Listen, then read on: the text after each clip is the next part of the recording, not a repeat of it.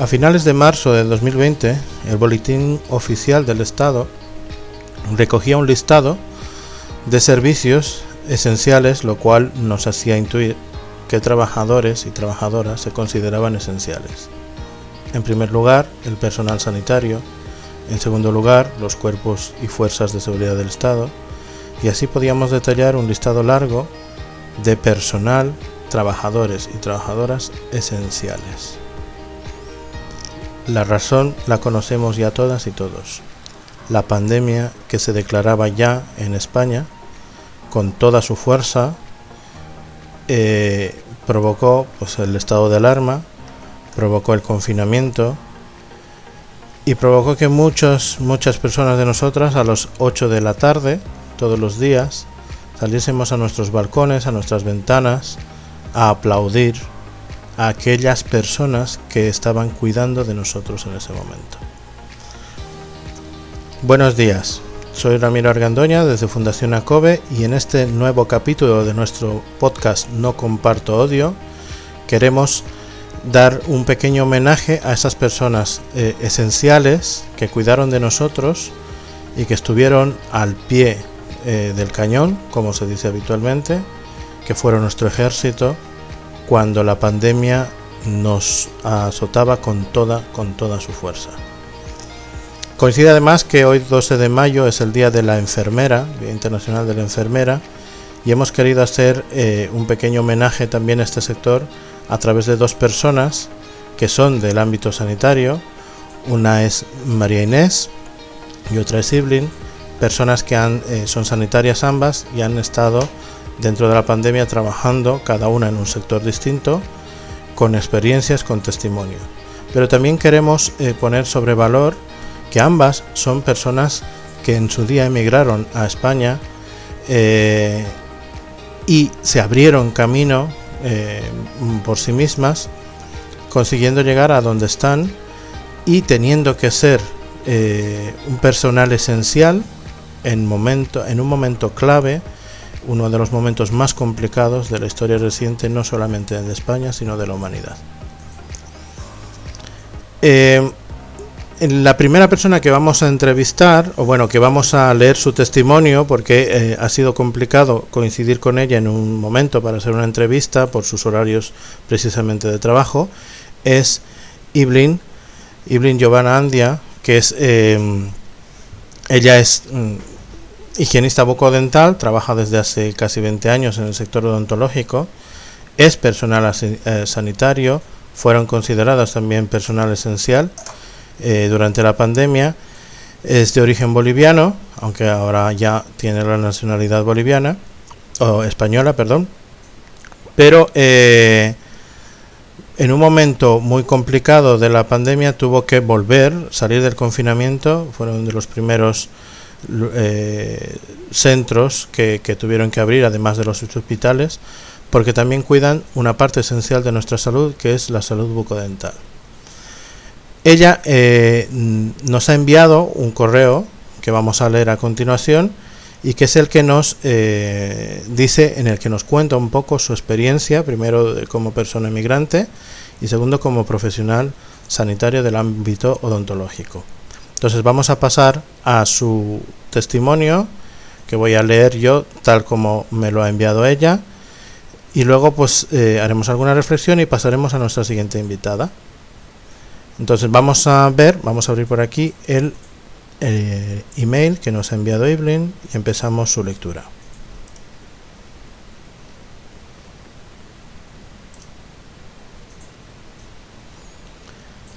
Buenos días, Ramiro. Lamento no poder encontrar un momento para hacer una entrevista como tal, pero intentaré responder a las preguntas que me pides de esta forma. Mi historia como mujer inmigrante empieza hace casi 20 años, cuando con 20 años vine a España, como muchas personas, a buscar una vida mejor. En ese momento mi madre, que ya había venido unos años antes, necesitaba de mi ayuda. He vivido prácticamente toda mi vida con mi madre y mis dos hermanos. Yo soy la mayor, por lo que la responsabilidad de ayudar a mi madre para mantener los gastos, el traer a mis hermanos y cubrir las deudas que teníamos, cayó sobre mí. Esos primeros años fueron muy duros. Trabajé en servicio doméstico, como muchísimas personas. Aunque nunca fue para mí el trabajo ideal, intentaba hacerlo lo mejor posible. Pero siempre he tenido claro lo que quería hacer, y no era quedarme estancada en un mismo tipo de trabajo. Con mi trabajo, además de ayudar a mi madre con los gastos, empecé a formarme. Hice un curso de secretariado de dirección, pero siempre he tenido vocación por la odontología. Desde muy pequeña, mi sueño siempre ha sido ser profesional de ese sector. Así que busqué una formación como auxiliar de odontología. La conseguí finalizar. Fue un curso de 2 años intensos, pero muy productivos. Empecé a trabajar en clínicas dentales pequeñas y poco a poco conseguí llegar a ser la responsable del equipo de auxiliares de una de las clínicas más importantes de un reconocido grupo odontológico en Madrid. Trabajé con grandes profesionales del sector de quienes aprendí muchísimo y con quienes aún mantengo contacto y amistad. Pero mis ganas de superación seguían empujándome a más. Es por eso que aproveché un tiempo que estuve en paro para sacarme la FP superior como higienista bucodental. Gran parte de la formación la hice embarazada de mi segunda hija e incluso los exámenes finales los di en IFEMA en un día muy frío con mi pequeña con pocos meses de nacida. Tuve que empezar de nuevo y gracias al trabajo realizado durante tantos años, conseguí ser parte del equipo de una nueva clínica, propiedad de uno de los doctores con quienes compartí hace varios años. Pero además de las ganas de superación, siempre he tenido claro que es necesario ayudar a quien lo necesita. Por eso desde hace casi 10 años soy profesora voluntaria en Fundación ACOBE, formando a muchas personas como auxiliares de clínica. Muchas de ellas ahora son compañeras del sector, trabajando en varias clínicas dentales, incluso fuera de España. Marzo de 2020 en mi caso fue un momento muy duro. La clínica en la que empecé a trabajar con mucha ilusión llevaba apenas unos meses abierta. Con mucho esfuerzo empezamos a atraer la atención de pacientes que confiaban en nuestro equipo, pero de un día para otro nos vimos ante la situación de crisis por la que debimos cerrar unas semanas, ante la grave situación sanitaria. Pero ese cierre duró apenas un par de meses porque sabíamos que nuestro sitio como sanitarias estaba en la clínica. De hecho, en pleno confinamiento seguíamos recibiendo las llamadas de pacientes con problemas dentales que necesitaban nuestra atención. Hicimos lo que pudimos desde casa, pero llegamos a la conclusión de que había que volver a abrir para darle el servicio a nuestros pacientes. Nuestra intención nunca fue aprovechar la situación para generar mayor clientela, sino no descuidar a quienes ya habían puesto su confianza y su salud bucal en nuestras manos. No se ha reconocido suficientemente, pero el personal de clínicas dentales también somos personal sanitario, y además muy expuesto. Un paciente nuestro no puede tener la mascarilla puesta mientras estamos tratándole. Por ello, los protocolos anti-COVID que tuvimos que poner en marcha fueron y siguen siendo muy estrictos.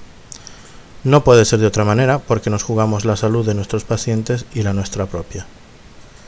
Durante estos meses son muchas las anécdotas de personas agradecidas porque le quitas el dolor que ha tenido que aguantar por no poder acudir al dentista, o personas que por fin pueden terminar un tratamiento que se había quedado en espera. La salud dental es esencial y somos las clínicas dentales las que cuidamos de ella. En mi caso, las muestras de afecto fueron muchas y eso siempre te motiva a seguir. Yo creo que alguien que piense que una persona inmigrante no aporta a la sociedad, sino que es una carga o que vive de ayudas y no se esfuerza por salir adelante, es una persona que claramente no sabe de lo que habla. Me parece racista y muy peligroso que desde algunos sectores de la sociedad y de la política se lancen discursos y mensajes que nos hacen quedar como personas de segunda categoría y que no nos integramos, o peor aún, que somos una carga para la sociedad, cuando creo que somos precisamente todo lo contrario. Desde las personas que trabajan en las casas, en el campo, en las tiendas o supermercados, hasta las personas profesionales y cualificadas, todas inmigrantes, aportamos a la sociedad que nos acoge, pagamos nuestros impuestos y buscamos la convivencia. Claro que hay personas con malas actitudes y comportamientos no adecuados, pero la mala educación no tiene nacionalidad. La falta de civismo y solidaridad tampoco. No se puede juzgar a todos por un número muy pequeño de personas con mala actitud. la mayoría de personas inmigrantes aportamos y queremos convivir en paz, respetando las normas y las leyes, pero también exigiendo que no se nos discrimine ni se genere odio hacia nosotras.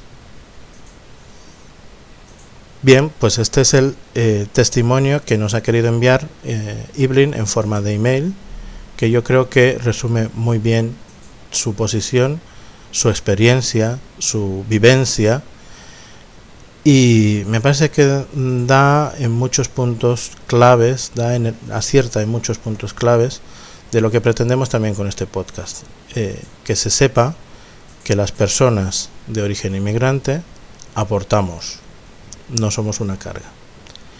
Vamos a pasar ahora al testimonio de otra persona. Ella es María Inés, a la que sí que pudimos entrevistar porque aprovechamos que estaba precisamente de baja, una baja laboral por lumbalgia y otras complicaciones que ha tenido precisamente por el trabajo que desarrolla como auxiliar de enfermería en uno de los hospitales más importantes de Madrid. María Inés estuvo en plena pandemia trabajando en una planta COVID, aún sigue trabajando en una planta COVID, y ella nos contará a partir de sus vivencias, de sus recuerdos, cómo fue ese momento y qué es lo que siente cuando alguien o algunas personas pues lanzan discursos que fomentan el odio o que fomentan el racismo. Nos vamos a pasar al vídeo que tenemos de la entrevista que grabamos, una entrevista que duró pues bastante tiempo, que hemos resumido en el menor tiempo posible para intentar condensar todas los puntos fuertes de los mensajes que nos lanza María Inés. Pues entonces pasamos vídeo y empezamos con la entrevista. Vamos a hacer un viaje en el tiempo. Vamos a regresar al primer trimestre del año pasado, ¿no? De 2020. Tú estás trabajando en el Hospital de la Princesa y empiezas a ver un movimiento inusual, ¿no? en los pacientes que llegan. Sí, con muchas neumonías y neumonías bilaterales. Y nosotros trabajando sin ninguna protección. No sabíamos en ese momento que eran pacientes con lo que es el COVID. Nosotros nos destacamos más a atender a los pacientes, a que estén muy bien, a que salgan de las neumonías y tal, pero claro, eso fue durante un mes entero. Y ya después vino en marzo, a principios de marzo, que nos dijeron, mira, vamos a cerrar lo que es las camas de invierno, porque se abren camas de invierno. Dijeron que lo iban a cerrar, lo cerraron y después nos volvieron a llamar para decirnos que iban a abrir plantas de COVID, que eran urgentes, que teníamos que abrirlas ya, porque habían hospitales que se estaban saturando. Yo entré a una de las primeras plantas que abrió el hospital y fue todo un caos porque es que no sabíamos cómo hacerlo, cómo organizarnos. Con la directora de dirección de enfermería estábamos organizando muchas habitaciones. ¿Cómo lo íbamos a hacer? No lo sabíamos. ¿Cómo nos íbamos a quitar el EPI? Si dentro o fuera, no lo sabíamos. Estaba todo muy confuso. El primer día abrimos y se llenó la planta en esa misma tarde. Fue una tarde, en 4 horas teníamos para 16 pacientes y 16 pacientes ya estaban llenas. Eran mayores, adultos, jóvenes. En ese entonces no había mucho, pero sí que habían una que otra persona joven, pero con antecedentes de algún tipo respiratorio. O sea, una patología previa, ¿no?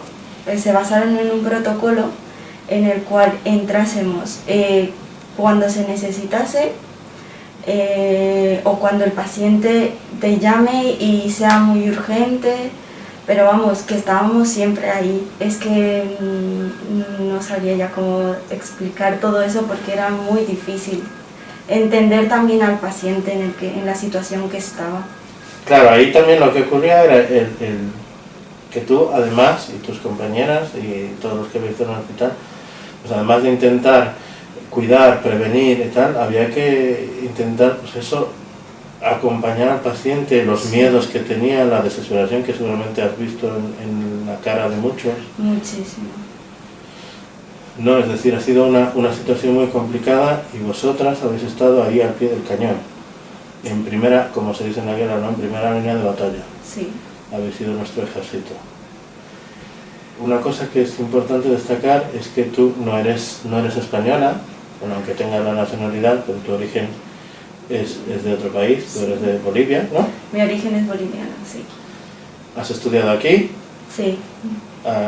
Llegaste como una persona inmigrante más, estudiaste aquí, te sacaste ya la FP y ahora estás en vías de conseguir el grado, ¿no?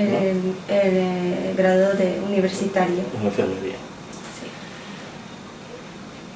Cuando una persona se decanta por trabajar en enfermería, obviamente no te vas a imaginar que vas a pasar por una cosa como la que hemos pasado el año pasado, pero en teoría se supone que sois las personas más preparadas para cuidarnos cuando algo así pasa, aunque sea inimaginable, aunque sea todo un caos como estás describiendo, ¿no? Sí. Siempre está la vocación de servicio, ¿no? Si yo quiero ser enfermera porque quiero ayudar. Claro, es que si no podrías llevarlo, no sé, es lo que yo siento. Yo cuando entré a esto, a estudiar lo que es la FP, a un principio para mí fue muy difícil. Para empezar, llegar aquí a España fue muy difícil, porque a veces dices, ¿qué voy a hacer? ¿En qué voy a trabajar? No sabes cómo volver a empezar de nuevo, porque estás viniendo de un país que estabas tan acostumbrado, porque es donde has nacido, te has acostumbrado tantos años, y vienes a un país que no conoces y que tiene otras costumbres, todo es diferente, pero al final pues va saliendo poco a poco. Es muy duro para las personas inmigrantes como yo, volver a empezar de nuevo. Empezar a estudiar algo que te sale, porque a mí estudiar esto a mí me salió, dije a mí me gusta y lo hice por vocación. Empecé a estudiar y me gustaba muchísimo más. Y cuando llegué a trabajar a un principio al hospital, a mí me encantaba. A mí me gustaba, yo era con los pacientes, atenderlos con tanto cariño, como si fueran mi familia, como si fueran algo mío, a tener que atenderlos, porque yo sé que algún día mi familia o va a estar ingresada o algo y quisiera que me los atiendan tal y como yo les estoy atendiendo. Entonces me gustaba muchísimo eso, por eso es que lo estudié. No haces ahí el clasismo, ni el género, ni nada, o sea, ahí no hay eso. Hay tu persona que entra, persona que tú atiendes y la atiendes con mucho cariño, mucho amor y que esa persona esté bien. Porque en esos momentos, bueno, antes de la pandemia, pues había mucha gente que podía ir a visitarla, pero llegado el momento de la pandemia, todo cambia. Los pacientes están solos, entonces quienes estamos más cerca ahí somos las auxiliares, enfermeras, médicos, entonces se sienten muy solos y eso sí que es más duro, y ahí no hacemos distinción a nadie, atendemos a todos por igual.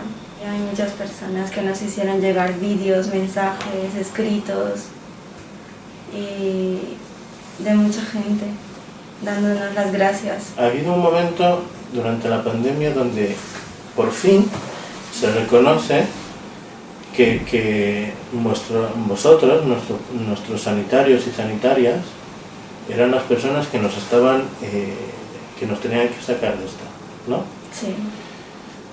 Y la gente de forma espontánea, por lo menos aquí en España, señala una hora y empieza a aplaudir. ¿Qué sentías tú en ese momento cuando empezó todo y ves que en parte de esos aplausos también eran para ti? A ver, el primer día que nos aplaudieron yo estaba trabajando esa misma tarde y estábamos en las habitaciones, en una habitación de un paciente que estaba, me acuerdo que estaba muy triste ese paciente y le estábamos dando ánimo con mi compañera, que se puso a llorar porque decía que quería ver a su hija, que se iba a casar, y nosotros le animábamos, le decíamos, mira, vas a salir de esta y vas a ver a tu hija que se va a casar, tú pon todas las fuerzas que puedas. Siempre tratábamos de animarles, porque no había quien lo hiciera más que nosotros. Cuando empezamos a escuchar los aplausos, él lo escuchó y preguntó y dice, ¿y qué son esos aplausos? Y le explicamos, porque sabíamos que eran esos aplausos, y le dijimos, nos están aplaudiendo a nosotros, a todos los sanitarios, porque estamos en una situación pues muy, muy mal. Y él en la habitación empezó a aplaudirnos a mí y a mi compañera. O sea, nos pusimos a llorar porque es algo que no te esperas. Es un agradecimiento de toda la gente, y encima que tú estás dando a una persona ánimos y que te aplauda porque estás solo. Nos sentimos ahí como que un poquito arropadas porque estábamos nosotros con mucha frustración.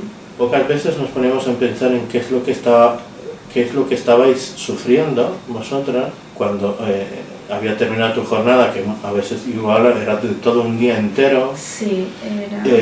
Y ya pues el cuerpo ya no da más y hay que descansar en algún momento, ¿no? Sí. Pero tú no dejabas de trabajar estando en casa.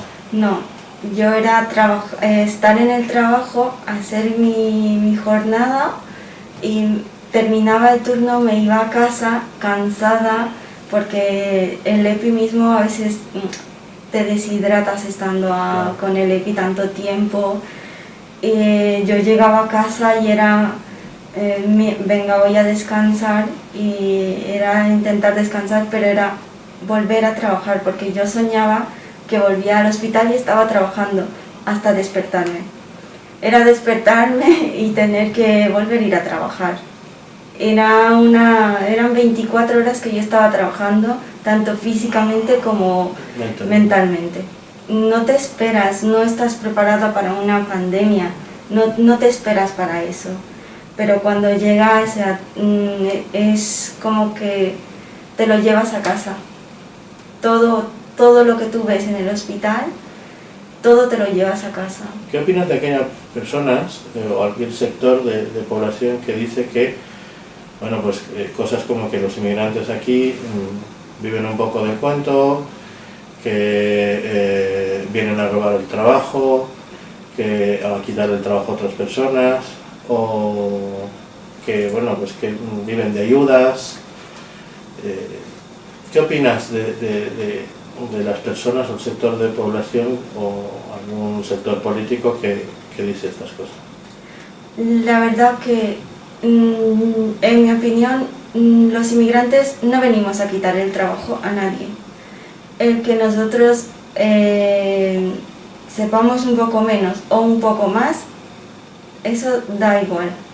Lo que nosotros venimos aquí es empezar de nuevo, buscar una vida mejor, buscar algo. Hay algunos que vienen con familia, entonces buscan una vida mejor para su familia. Yo he venido aquí y he buscado una mejor vida, pero para mí, porque yo soy sola. Pero hay así y mucha gente que viene aquí y se busca la vida como puede.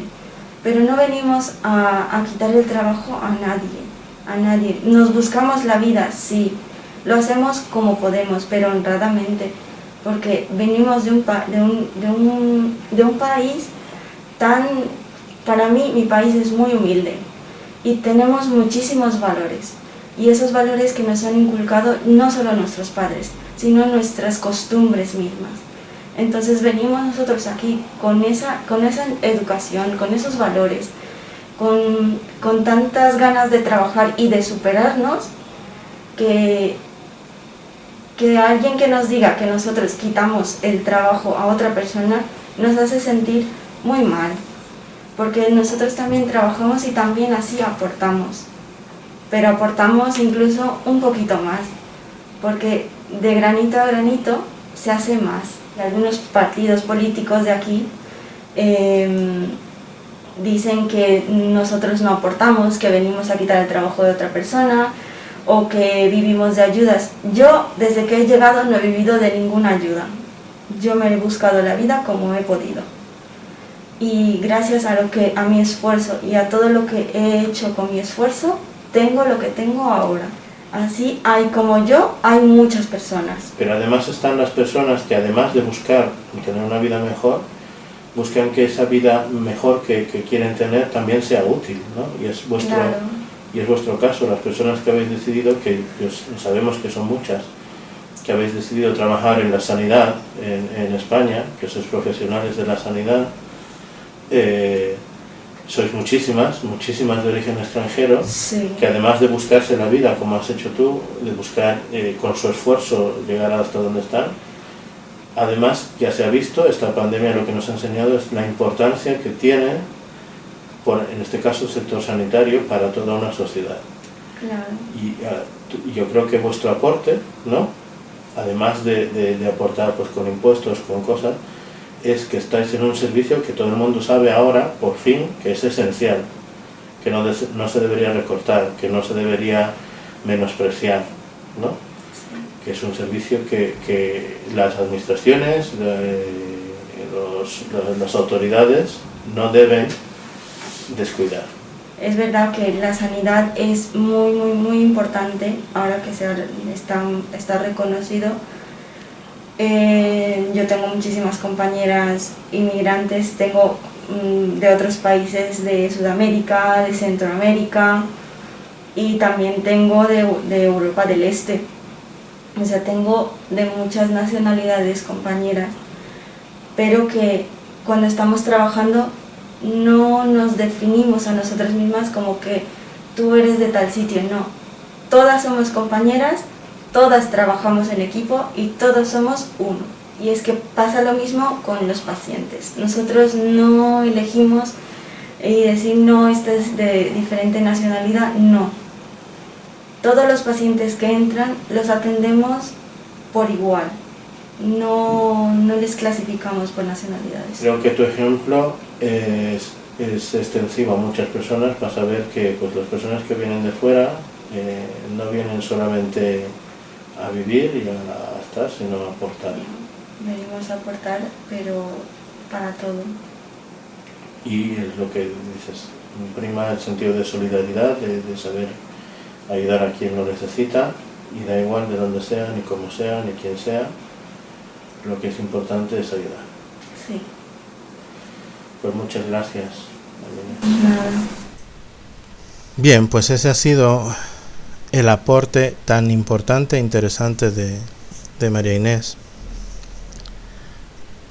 La experiencia ha tenido que ser bastante dura, seguramente lo sigue siendo, y sigue siendo muy, muy difícil sacar estas imágenes de la cabeza.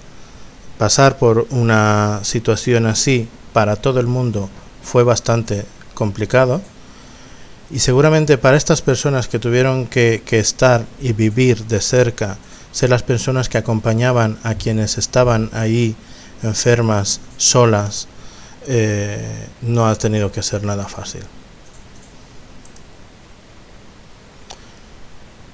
No ha sido fácil, desde luego, pero bueno, siempre es reconfortante saber que hay personas profesionales que cuidan de nosotras, de nosotros, y que van a estar ahí cuando una situación como esta nos lo requiera. Pero el aporte tanto de María Inés como de Evelyn va más allá. Yo creo que ambas tienen en común ese sentido de superación, esas ganas de como se dice comúnmente, buscarse la vida. Vinieron muy jóvenes las dos. Evelyn ya tiene una familia hecha, María Inés todavía es muy joven, está todavía terminando de formarse, pero ambas tienen ese mismo empuje que muchas personas, muchísimas personas inmigrantes que llegan a España tienen. Intentar salir de la situación en la que está, mejorar su situación Y además, este punto que les hace diferentes es que en el camino intentar que todo lo que hacen sea útil a más personas. Este aporte del que hablan ambas, este aporte del que ellas con el que ellas desempeñan su labor profesional, es aquello que queremos que se visibilice y que se quede en los oídos de las personas que nos oís, que se os quede en la mente y en el corazón.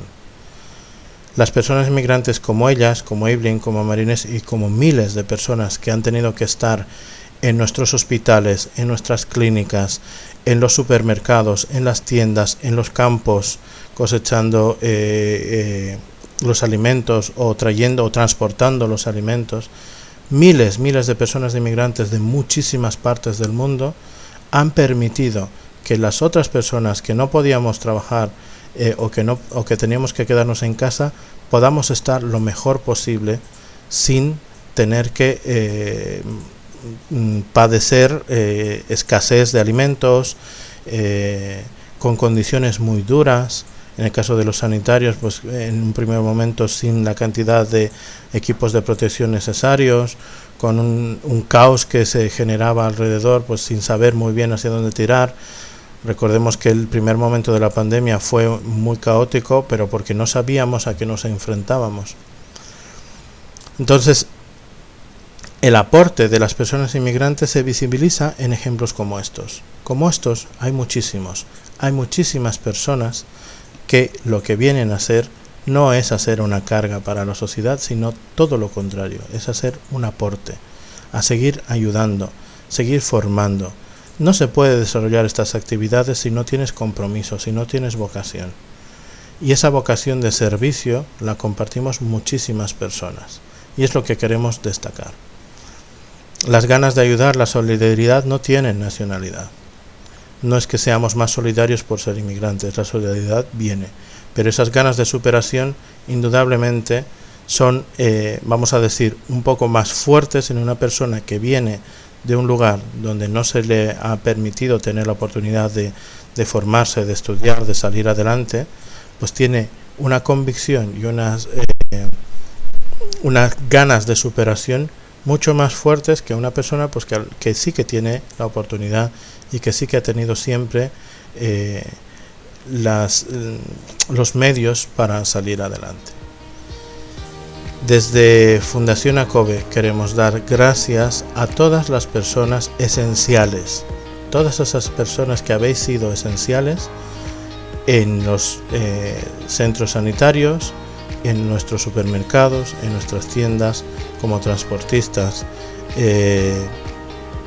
todas las personas que habéis hecho que ese confinamiento no sea tan duro. Ya sabemos que habéis hecho todo lo posible y que habéis intentado llegar a donde no se podía llegar, que no siempre ha sido posible, que muchas veces ha sido muy difícil, que ha sido frustrante, pero habéis estado ahí y eso siempre y eternamente se os agradecerá. Yo quiero que nos quedemos con ese ejemplo que daba Marinés en su testimonio. Que una persona que está convaleciente, esté enferma, esté en una cama y seas tú la que le esté dando ánimos para salir adelante, para ponerse bien, para tranquilizarse, y que al oír los aplausos de un día X a las 8 de la noche se entere que son justamente para esas personas que le están atendiendo, tome fuerza para ponerse en pie y aplaudirte, yo creo que es el mejor reconocimiento que se puede tener. Es el reconocimiento de esa persona agradecida porque le sacas de una situación muy difícil y porque solo tú has estado a su lado.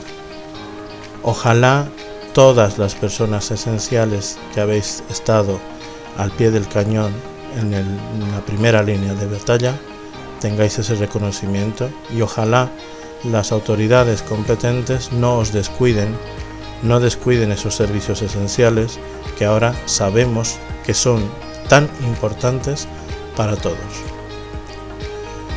Hasta aquí este capítulo nuevo de No Comparto Odio. Como siempre, si nos estáis viendo por YouTube, os pido que os suscribáis, le deis a la campanita. Y si nos escucháis por Spotify, pues estaros pendientes de otro nuevo capítulo que próximamente sacaremos con un nuevo tema. Recordar, no compartáis odio en redes, no compartáis odio, compartir información, compartir convivencia y compartir solidaridad. Hasta la próxima.